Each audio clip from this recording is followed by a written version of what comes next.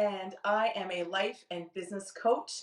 And I used to use Square Payments, and now I use QuickBooks. And if you'd like to see more videos like this, click below. Well, I really like being able to collect the payment directly. People can get the invoice and they're able to email or like click on it, and it can go directly if they're using their credit card. So then it comes directly to me and it's marked paid. They get that paid receipt and I don't have to worry about sending off and doing extra work in the office. That's important to me.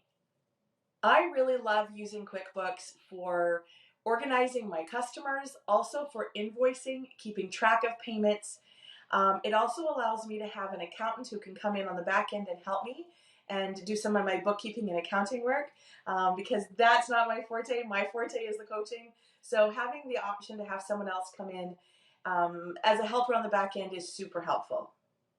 I actually really like using Square Payments when I'm making a direct payment. So when I'm using Square Payments and they want to just call me directly, or I need to do it on my phone, that is way more, I would say that's easier.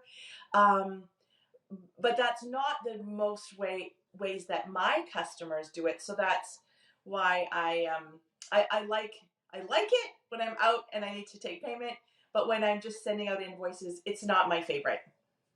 For me, I'm not like I'm really good with technology, but I'm not really a numbers person. So for me, getting started on Square Payments was super easy. It was straightforward. Getting started was simple. It walked me through everything I needed to do. And so I would say that was like super simple, easy to do. QuickBooks was a little bit different because it's a different kind of full system, and I was integrating a little bit more. It was still very easy. I was able to do it on my own.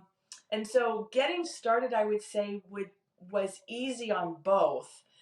Very simple, very straightforward. QuickBooks makes it easy to see who your customers are and be able to enter the information. I really did like how much information I could add in the QuickBooks.